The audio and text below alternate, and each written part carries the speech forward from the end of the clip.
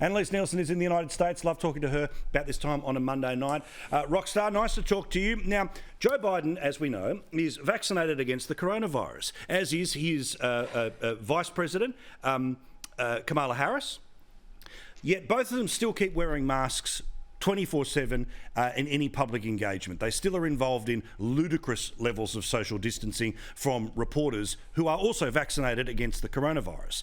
The CDC, the Fauci machine, has already said you don't have to wear a mask outside if you are vaccinated. You don't have to wear a mask inside in small numbers. So why the hell are they still wearing the bloody masks when 200 million vaccines have already been handed out to basically 2 in 3 of all Americans?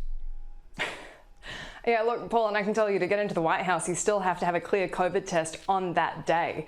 So there is very restricted access to get around there. But Americans have a particular obsession with normalising things. They love saying, can we normalise this? Can we normalise that?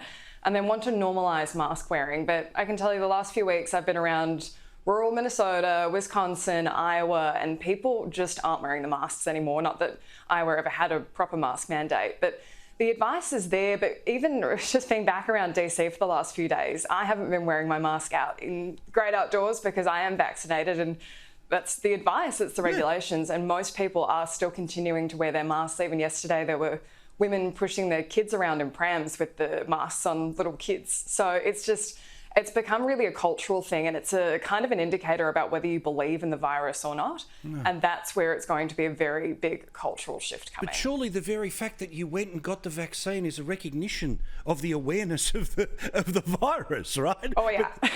But this is why this is what like your decision not to wear it after being vaccinated is not some knuckle dragging middle finger to the science establishment. It's saying no. It's a absolutely real dangerous virus. Yeah, in exchange for taking the jab, I can take this off.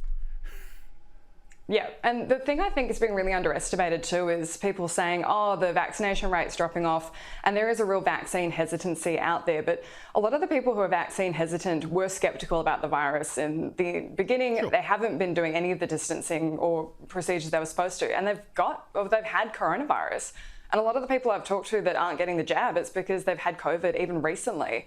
So there would be that level of kind of protection against it. One person who I talked to who did get the first shot, who just had COVID, had a really bad reaction because her antibodies were so high. Yeah, so she's putting off getting the second shot. Yeah.